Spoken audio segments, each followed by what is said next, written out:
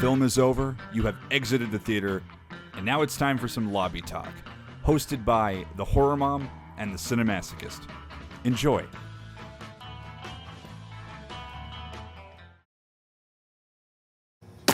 I don't understand how it happened, but the universe given me a second chance.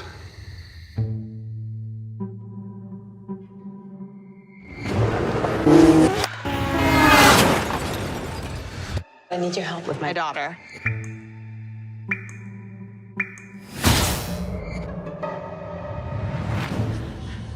What are you doing here?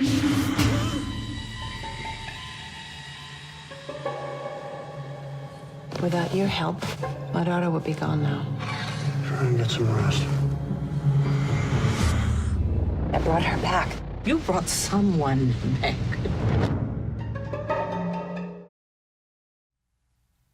Stupid man thing. Oh, we're off to a great start. Hi, I'm the Horror Mom, and this is me and Pete's new adventure. We're podcasting now. How fucking cool is that? Welcome to the Horror Mom and CineMasochist Lobby Talk, where we'll talk about lobbies, movies, you know, movie stuff. No big whoop. Anyway. It's essentially it's that feeling of getting out of a movie and you kind of want to talk about it immediately, and it's sort of a different format for us. We have been doing the streaming thing for a while, and we kind of been wanting to branch out to do something different, and I guess this is the something different. Yeah, it's definitely the result of a lot of thought and effort and a lot of headache. And we chose the perfect headache to get off, on the right foot with. Do you want to announce what we're talking about today? We are talking about Between Worlds, which is from newcomer filmmaker Maria Pulera. This is her second ever feature film, which she wrote, directed, and produced. She's currently working on a third film. She is evidently a rather big Nicolas Cage fan, and I can see why Nicolas Cage signed on to do this movie, because it is the type of weirdo sort of shit that he, likes to do in general, but especially lately. So it does not surprise me that he would be in this, even though some of his acting choices and delivery choices are definitely surprising. But It's definitely a movie, as far as I can say.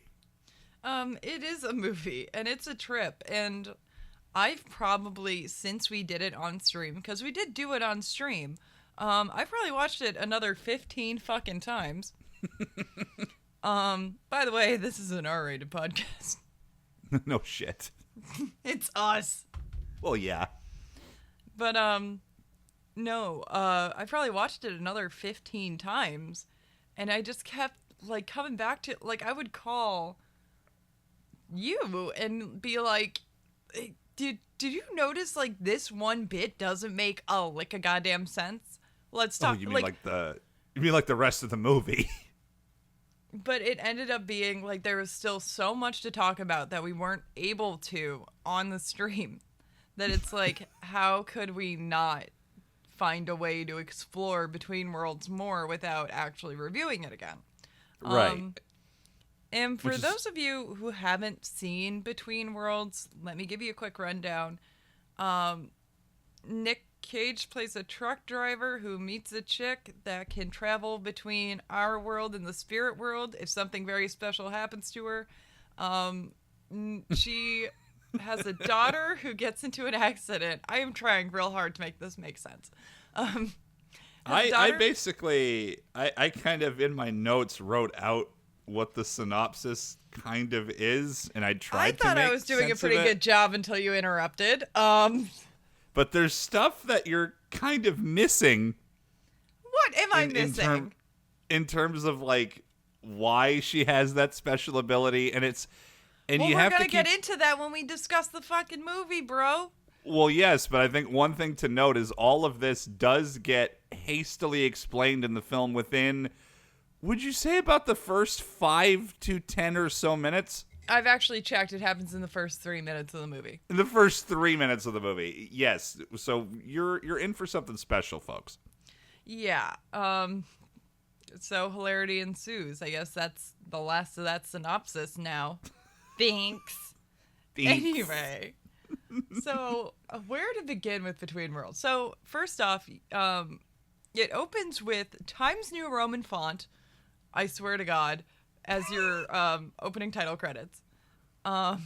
Which just triggers like all sorts of like school memories. Like I gotta write an essay, but the soundtrack's by Angela Badalamenti. I knew I was gonna fuck up that last name.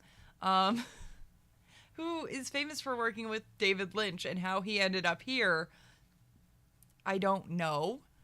And we see a little girl drowning. And if you're like, oh, okay. I mean, Pete, I don't know how you reacted to the first time you saw a girl in snow gear underneath some ice, but... It made me think of Cliffhanger for some reason. Yeah. Who, by the way, that little girl ends up being Run Lola fucking Run herself. It's Franca Potente. Yeah, it's also, if you're an American Horror Story fan, you'll recognize her as Anne Frank from the Asylum series. But then... So, yeah, I was just going to say, besides Nicolas Cage, some other weirdly recognizable faces from the get-go. Yeah. And another thing is that quickly, like, you see the girl, she opens her eyes, and then you smash cut to Nick Cage in a truck. Now, let me tell you about Nick Cage.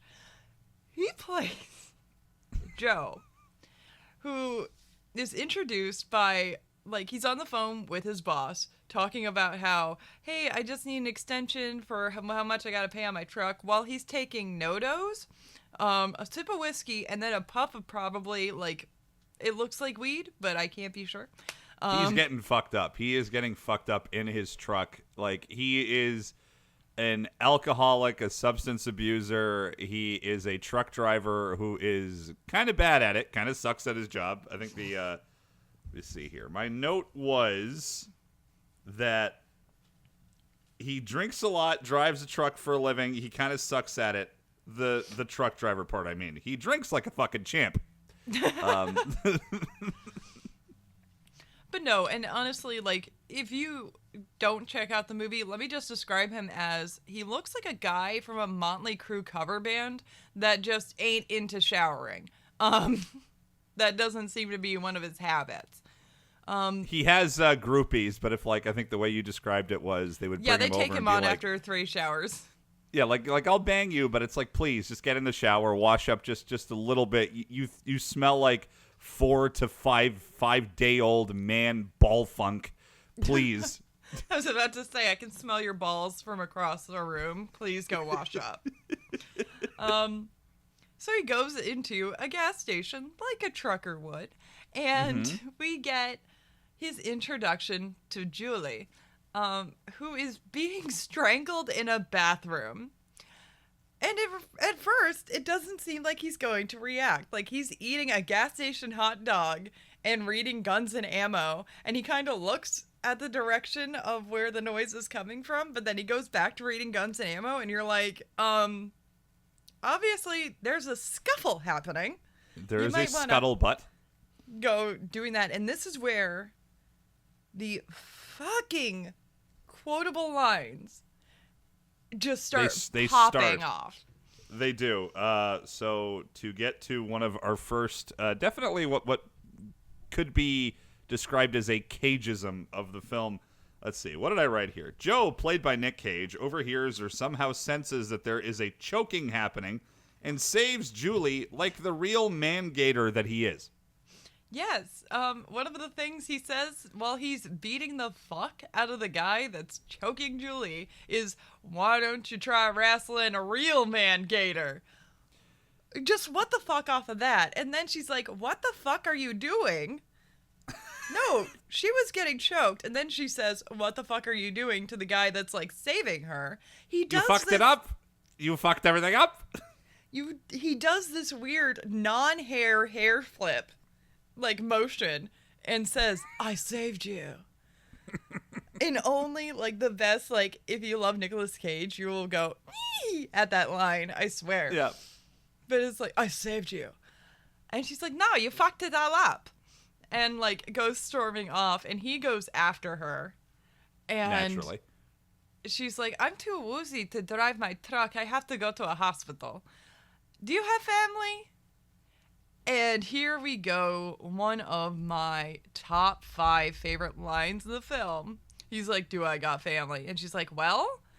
And he holds up a photo of his lovely wife and daughter and says, "Yeah, real cute, right? Oops. They're dead." They're dead. And I swear to God, if this is in the script, this actress made it sound like it was totally off the cuff, because her reaction is, "Oh God, that's just terrible." Like, and it's like, is she talking about the line delivery or is that just or that's how she decided to go with the delivery of her reaction? But it really is. I mean, this has got to be the 5th or 10th minute of the film. This is one of their very first interactions, other than him perceiving what is saving her from a hefty choke man in a truck stop bathroom stall, after not only saying, "Why don't you wrestle a real man gator," but also, "We don't treat women like that in the South," which also weird connections here. The director appears to be a Nicolas Cage fan, specifically Con Air, because she modeled Nicolas Cage in this movie after Cameron Poe. Anyways, they're outside. They're having their little family talk. We have the Nicolas Cage pulling out the photo of his family, of his daughter and his wife, who I believe like she lit their house on fire and burned themselves alive while he was out on the road because she couldn't handle being alone. Hey, and of course, you're giving away the plot, like the ending of the film. All Nick Cage knows is that the stupid cigarette lit the couch on fire. I'm sorry, I get really emotional when I talk about it, and it's just super hard. I get it, right? But it all culminates to like you were talking about, the very quotable Nicolas Cage lines in this movie, which is, this one in particular is, "Oops, they're dead." But what I'm trying to like hammer home here is, this is only like the first 5 minutes of the film. Yeah, you're pretty much immediately booted in the chest with like plot. With what the fuckness. And from here we move on to the hospital, and there's the truck drive over, which, you know, she's explaining that she's got this ability that she developed as a child where she almost drowned under the ice. And then she realized in her teenage years that she has the ability to ferry souls either into the afterlife, or she can help them find their way to their body or back to their body. And she found this out by realizing that she can do this, but she has to be violently choked. And she didn't realize she had this until her teenage years. Really quickly, I just want to say, so yes, the between worlds, that's what Julie does. That's what the title of the film is implying, that Julie can ferry souls or the spirit of the dead or dying to their final resting place, or to help them, you know, get back to their body, which is what she's trying to do with her daughter, who is just in a near fatal motorcycling accident. So they get to the hospital. Things are not going so great. And she has Julie then makes the request to Nicolas Cage Whoa. of, well, I will let you explain that. No, they get to the hospital just in time for Julie's daughter, Billy, to say, "Mommy," and then have the most convenient heart attack ever for Julie to go, "Okay, we need to go to the stairwell. You need to help me. I need to go." And then he's like, "Are you serious?" And she's like, "No, you need to fucking choke me in this stairwell." To which he promptly takes a swig from his flask, but he has to take his jacket off. Not his trucker hat, but the jacket comes off, in which he promptly Michael Myers her against a fucking wall. Like, lifts holds her like her a off. foot. Yeah, like a foot off the fucking ground, just choking the shit out of her, and then has the nerve to ask, "Are you okay? Are you okay? How are you doing?" It's like you nearly just fucking choked killed the her. fuck out of her in this fucking hospital stairwell, Michael Myers. Yeah, she's fine. You fucking idiot. As she's choking and red in the face and coughing. No, it's fine. She made it back all by herself. That's okay. I guess good for your daughter. Now, while she's in the spirit world, there is one nurse that sees her, which, okay, but as they're walking back from their little choke sesh in the fucking stairwell, the nurse sees Julie again and goes, "You might want to keep an eye on your daughter. People are different when they come back from beyond. So you can both see ghosts and give cryptic wisdom? Thanks, lady. You're awesome." So after that, It's the only way that could be described. Billy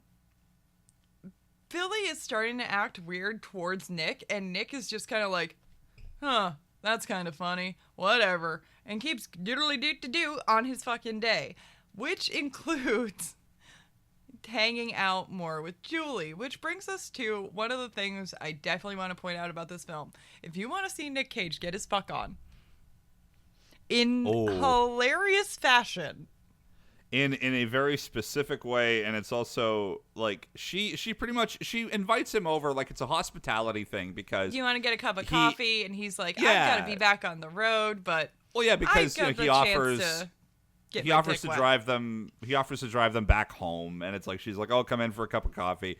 That cup of coffee ends up being half a cup of Jack Daniels. She just keeps pouring and pouring, and then they fuck on the couch.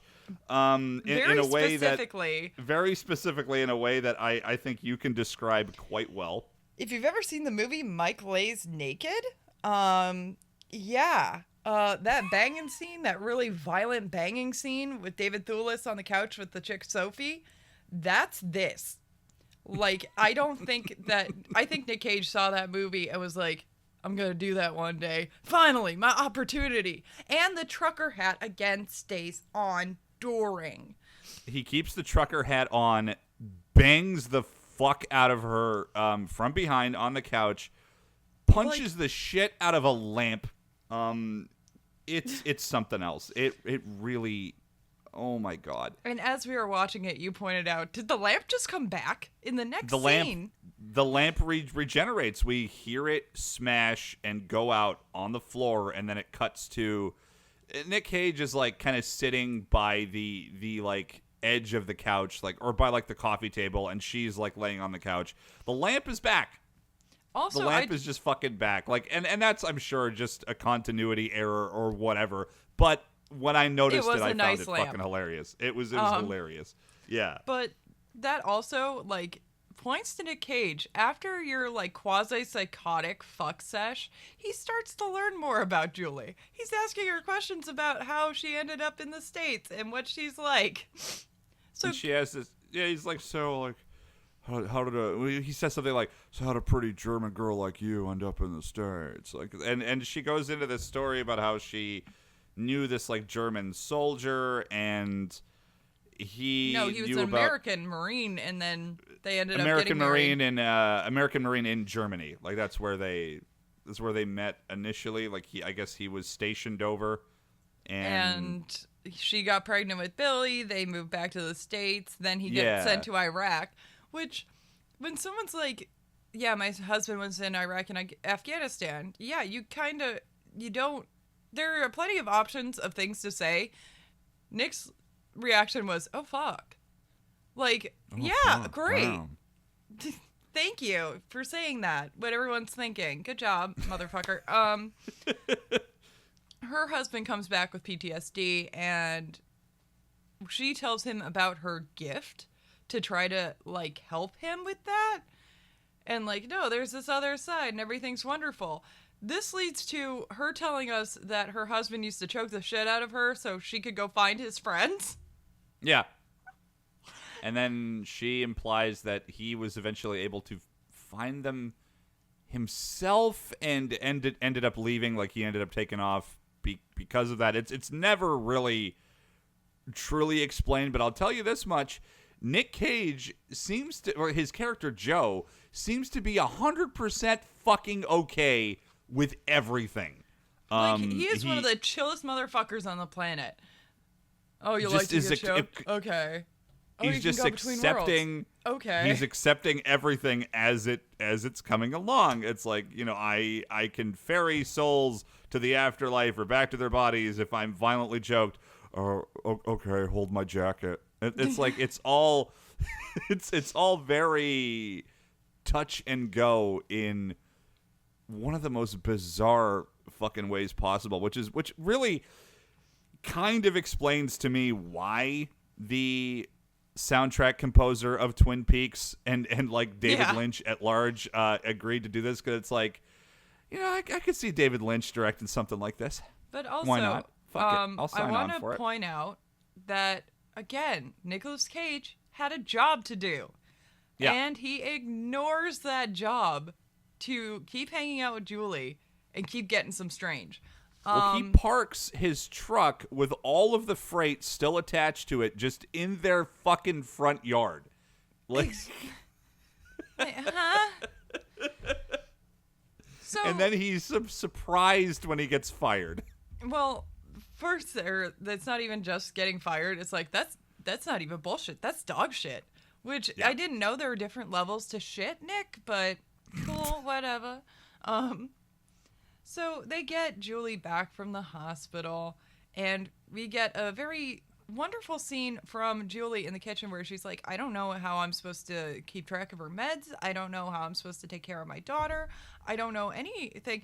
And Nick says, and it took me like the second or third watching to almost hear him say it, and then it's like, no, we need to rerun this because I swear to God, he just said, hold daddy tight.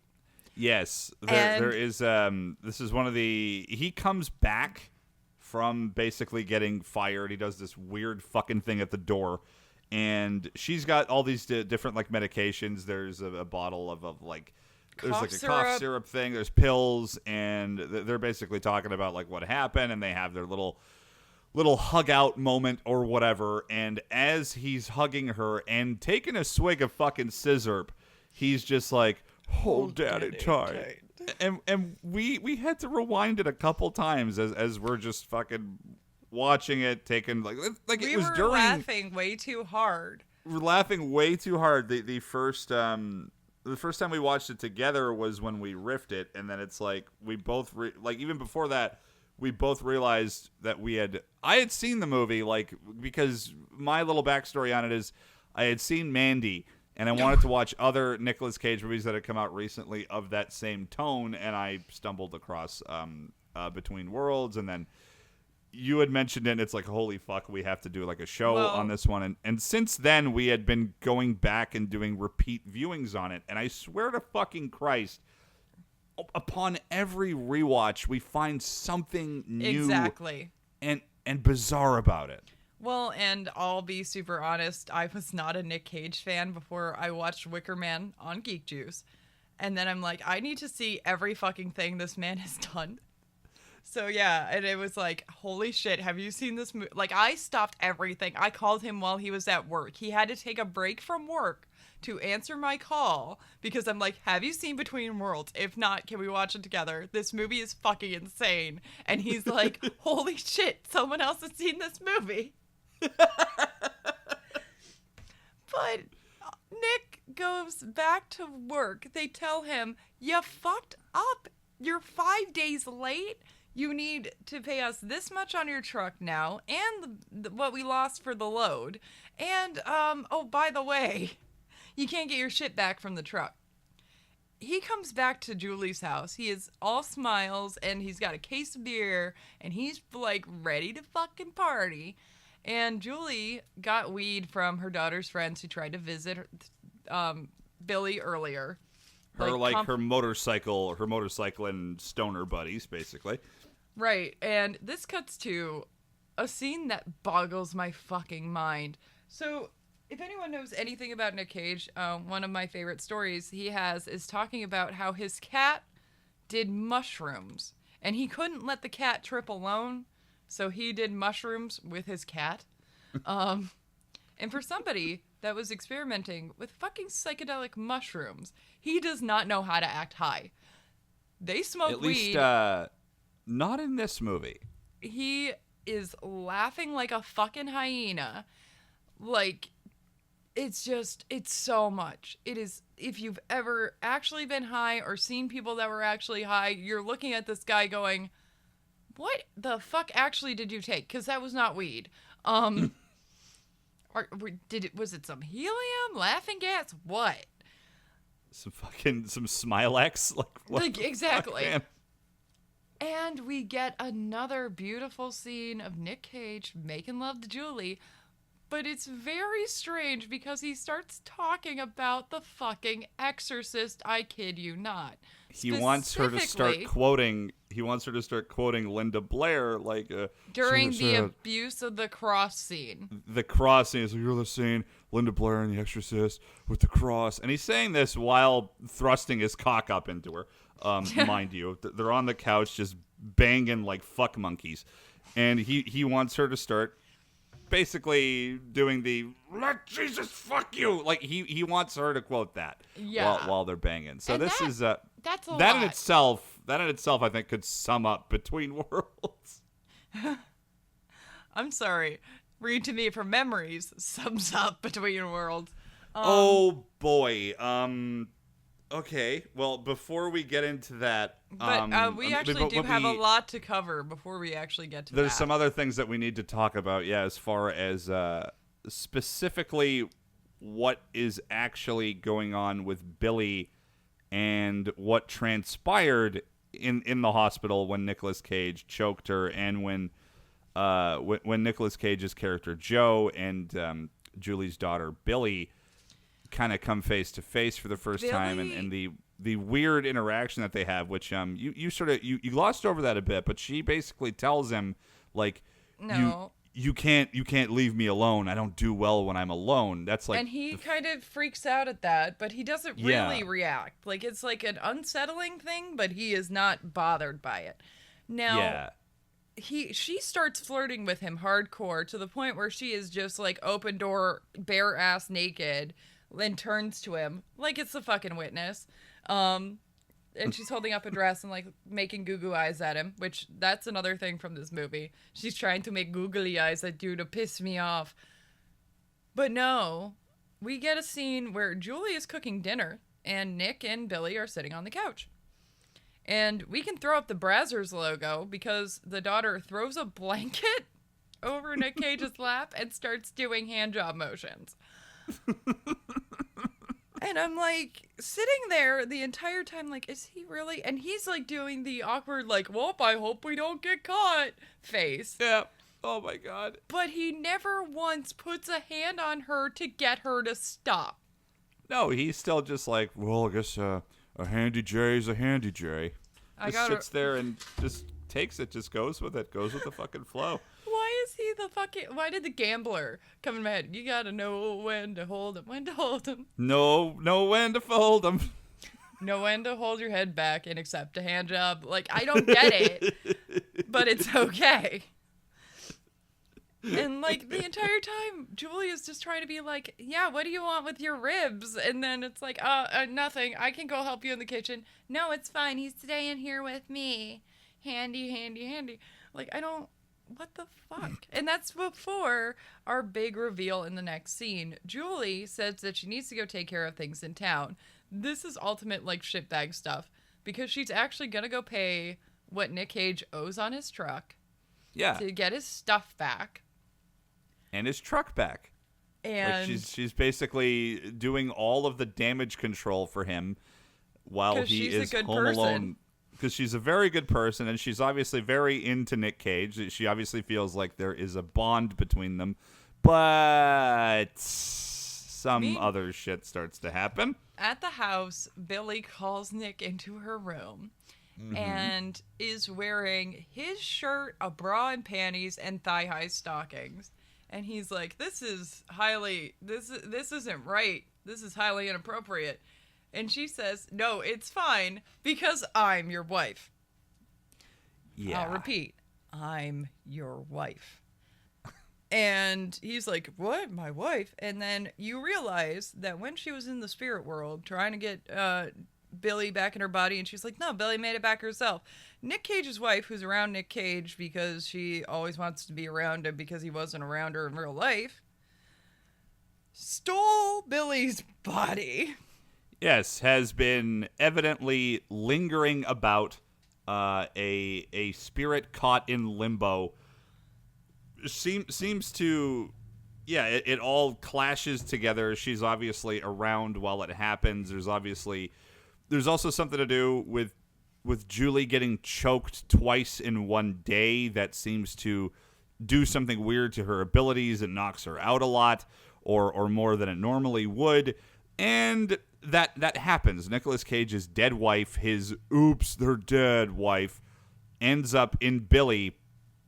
And now Billy's fucking flirting with Nick Cage. She doesn't know how to deal with it, giving him hand jobs under blankets. And his response to hearing that his wife, they have sex. And this is the first time they do it. And luckily they finish right as Julie's getting home. And he comes in and pretends like they weren't just fucking in the back room. Even though it's so blatantly, painfully fucking obvious. And from here, we get a weird montage set to Marilyn Manson's cover of I Put a Spell on You. Yeah. Where they're fixing the motorcycles and, oh fuck, we missed the Tin Man. This is another great Cageism, where Julie offers Nicolas Cage a beer because she seems to enjoy indulging him. She likes to ply him with liquor and, shower him with affection and all this stuff, and she offers him a beer. And he's outside fixing his truck, and first she's like, do you think you can fix it and make it come back? And he makes the sound of a turtle fucking a croc. Just it's mocking laughter, but it doesn't come off like that. No. It's so fucking awkward. It's just fucking weird. Then it gets back to the house. She asks him again if he would like a beer, and he says, does the Tin Man have a sheet metal cock? Why, yes, indeed he does. Yes, he does. Of course. But I mean, the amount that people quote things like, I can either preach for hours. And it's like, you know what? We're done with that. People need to see Between Worlds and see all the wonderful fucking Cageisms that are in this movie, because I mean we've already shared several of them. There's why don't you wrestle a real man gator, and oops, they're dead, and hold daddy tight, and fucking does the Tin Man have a sheet metal cock? Like, and anyone here that's familiar with our streams knows how often we will quote, does the Tin Man have a sheet metal cock? And oops, they're dead. It's just become part of our lexicon now. It has. Like, people will say it in chat, will say it when somebody fucking dies or whatever. It really has become a part of the Horrormom and CineMasochist fucking subculture. So, again, we get this really weird scene, and Julie is kind of starting to pick up on the fact that something's wrong with Billy and something's going on between Nick and Billy. Because they're outside fixing the fucking bike or like an engine, and in slow motion while Marilyn Manson is playing, he's like pouring a fucking hose all over her, like hosing her down in slow motion. Like, there's clearly... And she's hosing him, like they're having a lot of splashy time, and we're just like... Yes, indeed. If you don't sit there going, fuck, what the hell? Wait a minute. It's like, yeah, this doesn't look like the way my lover should be interacting with my daughter. These look like people that be fucking. That's what the movie is telling us. Julie is getting concerned for good reason, as she should be, seeing something like that. So she goes back to the hospital and finds the nurse that says you need to be careful about your daughter because people come back different. So nurse knew something that she didn't know. And while this happens, we get another Nick Cage sex scene. Again, there are a few in this movie. There's a couple, yeah. And we get one of the golden meta moments in film. She says, "Read to me from Memories." And he holds up a copy of Memories by Nicolas Cage. Now, mind you, to everybody that's listening, and we did try to find trivia on this as to why it says that. It's a reference to something else, but it's like this is the only way that I could put it. I wrote a little note here that Maria Polera, her second film, evidently is a Nicolas Cage fan. Molded the character off of Cameron Poe from Con Air somewhat. But the film does feature that weird Easter egg where Joe reads erotic fiction while banging Julie's daughter, who is actually possessed by his dead wife. And while I imagine that in itself is a reference to something Nicolas Cage has done, the book in question is cheekily titled Memories by Nicolas Cage. And that's it. That's the Easter egg. We don't know why it says that. We don't know if that was Nicolas Cage's idea or Maria's idea. But it is absolutely one of the most iconic moments of the film. Well, and in our stream, I said, I wish I could bring my erotic fan fiction to work every day. But what he starts reading from the book is insane and dirty, but mainly insane. Your golden peach dripped its juice all over my golden cock. The Inuits applauded as we made love in the snow, and the snow melted underneath us. That's the best one. That is by far the best fucking line. And then they start to hear noise of Julie coming home after learning that, your daughter is possessed. Hate to tell you, but, that's what the nurse does. So Julie's coming home, and we get another wonderful Nick Cage line that I really only started to appreciate maybe the third time I watched the film, which is, "Hey, did you hear something? No, it's our cat. You don't have a cat. You don't have a cat. You don't have a cat."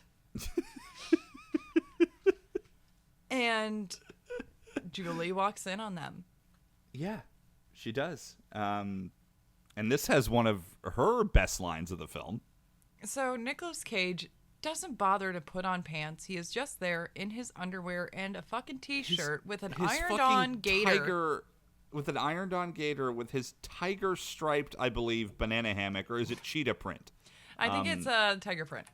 It's one one of those two. He's standing there, basically shirt cocking it, on their front lawn.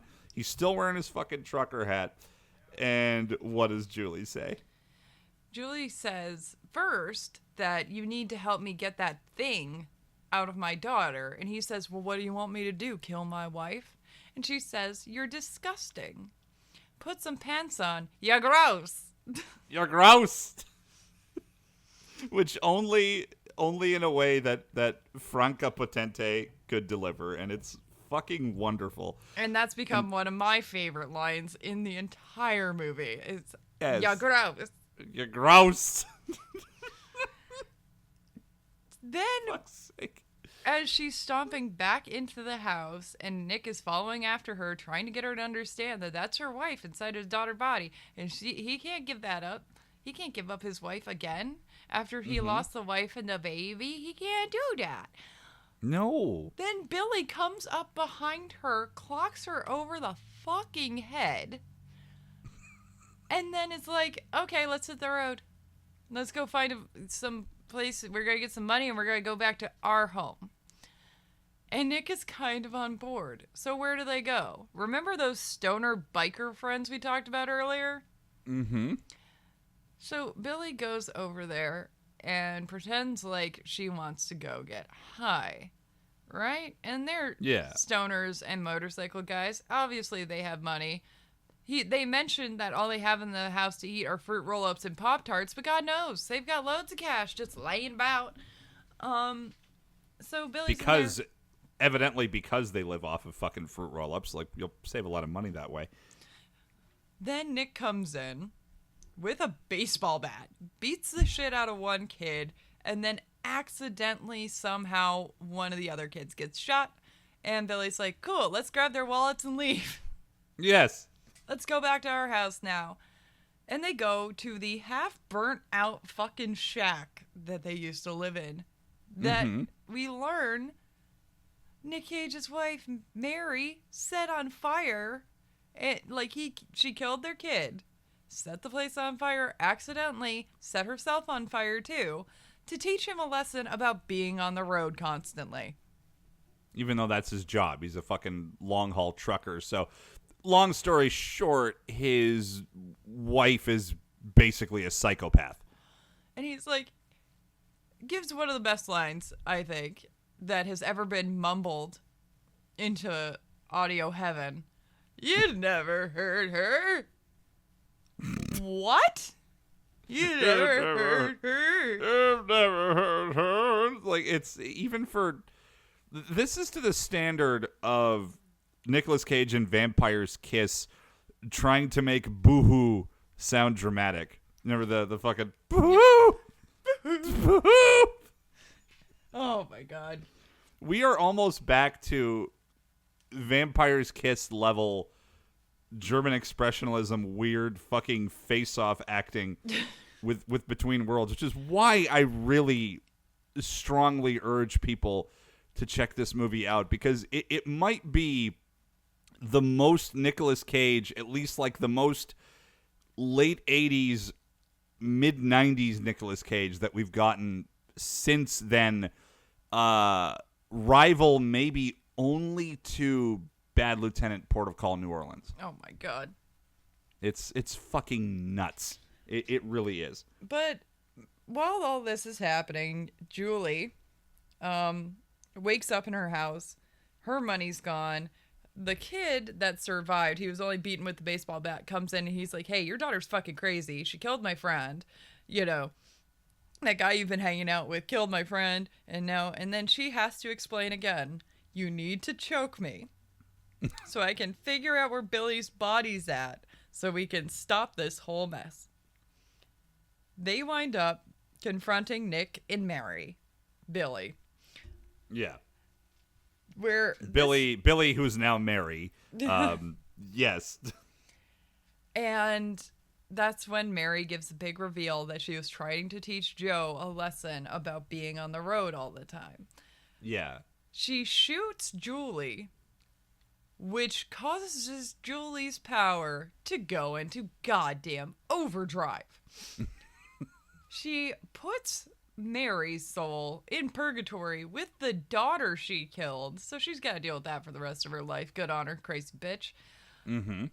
Then Billy wakes up back in her body to her mother dead, Nicolas Cage going fucking crazy looking for his dead daughter in the house, and her pseudo-boyfriend trying to get her out. And is this before or after he is huddled in a corner with a jack-in-the-box? That is what we lead up to. Mm-hmm. Nicolas Cage kind of scoots away from the whole situation as they start to leave. The house is catching on fire. We've got Nick Cage starting to play with a jack-in-the-box saying, Sarah, Sarah. And as the house is on fire, Nicolas Cage takes a gas can to the song Leader of the Pack, douses himself in gasoline, does not scream, catches on fire, lights a cigarette off his burning body. Mm-hmm. And then, yeah, that's the end of the fucking movie, is him. Oh, God. Him burning alive with some of the worst CG flames I think you will ever see. But I mean, to sum up the ending of that film, Academy Award winner Nicolas Cage douses himself with kerosene and lights himself on fire to Leader of the Pack. Yeah. Between Worlds, ladies and gentlemen. So, I guess we should talk about it. I know we were laughing a lot and we were talking bad shit. But holy hell, this movie, guys, it is so watchable. It is so strange and likable for all the weirdness and grit and grime you have to get to. everyone puts in a good performance. Even they do. The chick that's playing Billy, who's got to be Mary, you see the difference in the two pretty quick. God, I can't even be mad about the soundtrack or anything. Like, everything shouldn't work, and yet it just makes this weird pile of things and hands it to you and goes, this is insanity, enjoy. And you do enjoy it. You do. And it seems to get better with every watch. Like, there's something that I've noticed every time we watch this movie, because I think the first couple times you watch it, you're so taken aback by the weirdness of what you're seeing. You miss a lot of stuff. You miss a lot of plot points. But then if you go back and see it with clarity, you do notice, like, things start to make a little more sense. There are like plot points that you definitely miss. There are very good performances that you end up not appreciating as much as you should. Like, Franca is very good in the movie. Nicolas Cage delivers a odd yet weirdly endearing performance with his Joe character. It's something else. It's definitely one of the more unique Nicolas Cage movies to come out. It's definitely where he was experimenting more with, like, kind of really getting into the whole indie scene. This was pretty much at the time that I would consider the renaissance of Nicolas Cage. You know, he's making movies like Bad Lieutenant, You're right. this and Mandy and Color Out of Space. We're finally getting a return to the Nick Cage of the Vampire Kiss and it almost seems like leaving Las Vegas days. It almost seems like he's getting back to the fun of things, and it's like, yes, once you start having fun, you can do crazy shit like this and just have a blast. And exactly. Then he does jujitsu, and I'm mad at him again. Oh my god! Well, that was definitely what was it? Like, he got paid, I think. What was the budget for that movie? I mean, I know he got paid like $6 million out of the overall budget just to be in the film for, I think they shot him for like just a couple of days, like a week. Yeah, if that. It's the obvious paycheck Nicolas Cage has to pay taxes movie. But ignore shit like that. He does unfortunately make things like this, but this is absolutely part of the new Renaissance Cage era. Like, this is one to check out. I 100% recommend it. I discovered it back when it first came out-ish because, as I said, I had just seen Mandy for the first time and was blown away by it, and was like looking for other things that he was making recently, because I was like, oh, holy fuck, he's gone back to making like really weird, experimental, awesome stuff, like I don't know if I want to really compare this to like Bringing Out the Dead, but it's like I'm kind of going to. It's like this is sort of going back to Don't that compare era it to Pay the Ghost. That's all I can say. That kind of stuff. The weird, very fun, very experimental, Nicolas Cage really going wild with it era of film. And I think anybody that's like a fan of the man's work that really wants to see him put in the effort and really have fun with the role, because you can tell that he's definitely enjoying himself here. So for that merit alone, I really recommend this one. Yeah, again, I wasn't the biggest Nicolas Cage fan. And now you are? Yes, sadly. I know, it breaks your heart. Yeah, no, he's one of my favorite actors. But I'm so happy that this was one of the first things that I had decided to sit down and watch. And I mean, I was sitting at work and just laughing my ass off the entire time. I'm like, this cannot be happening. And then, like, even watching like reviews of it, it's like, I don't think I've seen a bad review of this movie. I haven't. Everyone is talking about how, if they do talk about it, it's like, this is insane, this is wonderful, you should all go check it out. So I'm saying, it's insane, it's wonderful, you should all go check it out. Or even check out a riff of it and see if you like what you see there, and go check it out straight for yourself. Because, again, it is a well put together movie. Well, especially for like Maria's second attempt at a feature, and you also have to take in mind, like, she's credited as producer on it, she's credited as writer on it, and director. And she put together a nice little pseudo art house weirdo flick and she gets good performances out of her whole cast. Like, she's working with Nicolas Cage and Franca, who she evidently seems to be a pretty big fan of. Like, I think she does a damn good fucking job, especially for somebody that's at that time only made like, one feature film before that. Like, it's impressive. I honestly think it's genuinely impressive. Yeah. And to take on the producer, director, and writer credit. I mean, that's a lot of plates you got to be spinning. It is. And I'm very, like, if you ever listen to this, you should be very proud of yourself, honey.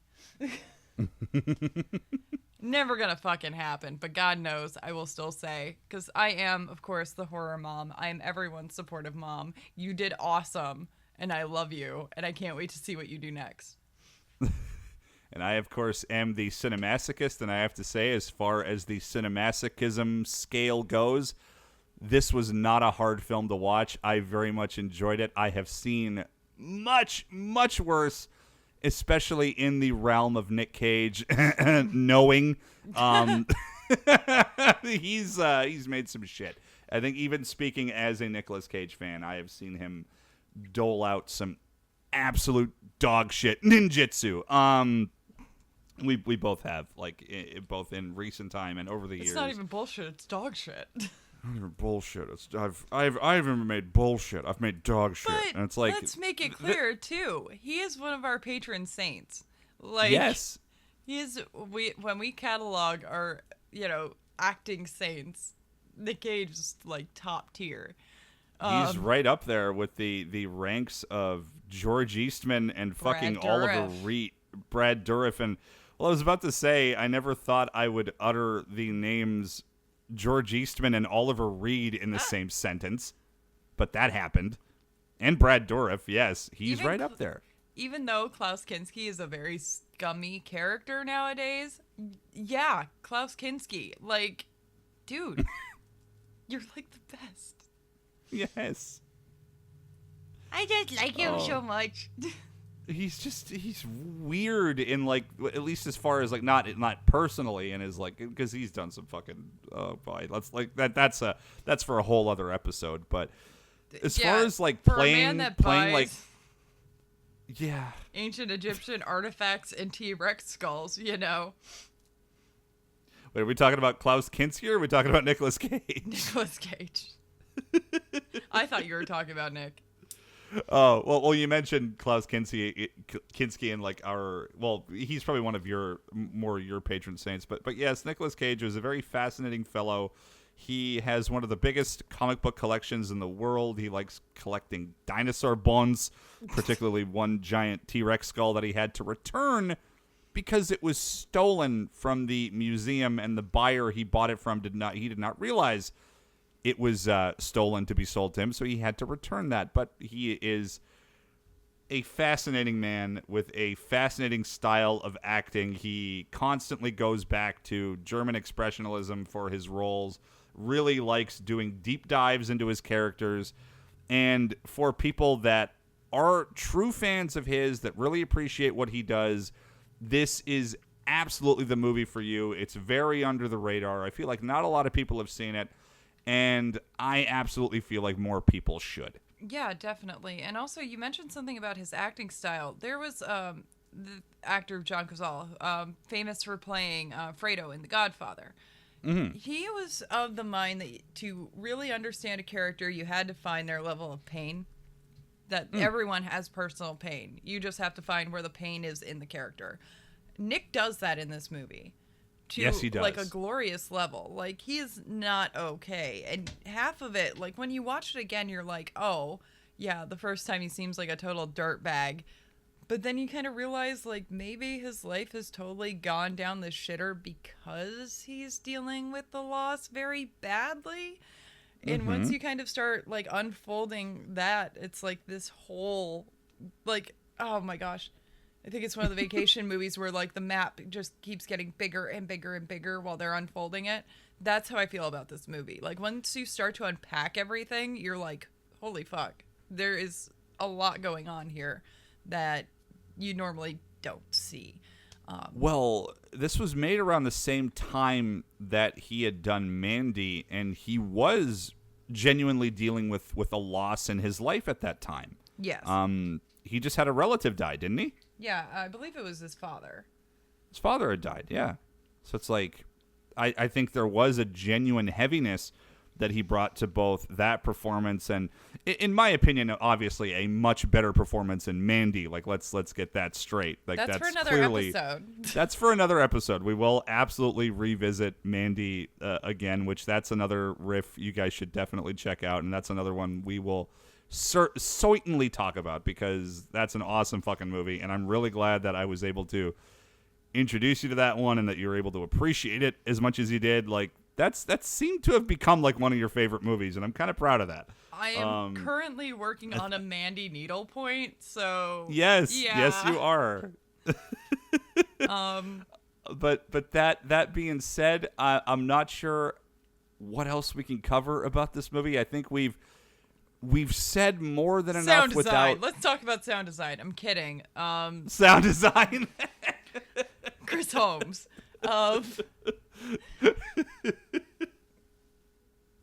But yeah, like I don't know how much we can actually like continue to say about this. I'm with you on that.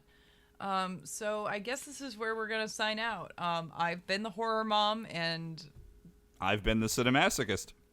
And thank you for showing up.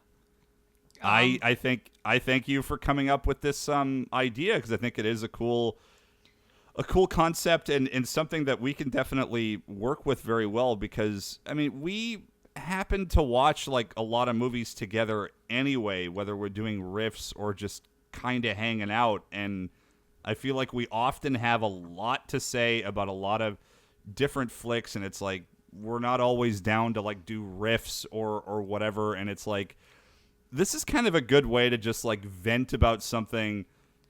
And or not necessarily just vent, share but our opinions and go. Yeah.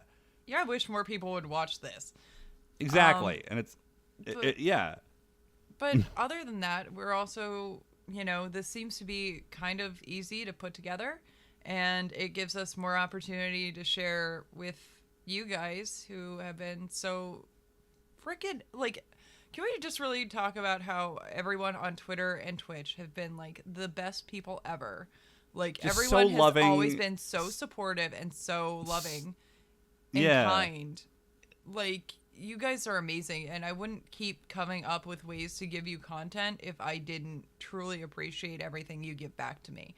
Yeah, so, there are some great people out there that support the ever-loving shit out of us anytime we do a live or share stuff. You guys are always ride or die with us, and it's like this is kind of a way for us to branch out a little bit and give you a little something extra of as far as creativity goes. And I think this is really fun.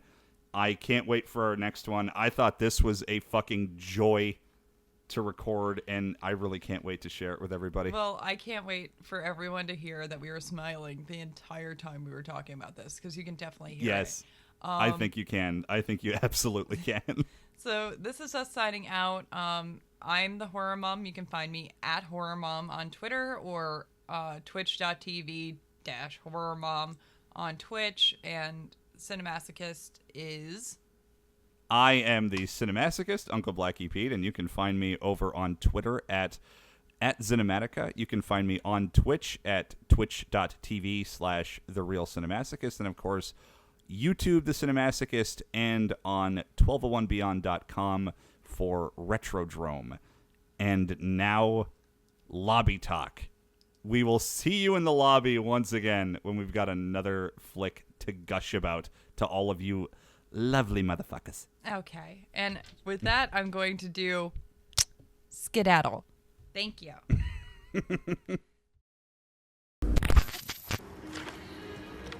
Wife and daughter, you like?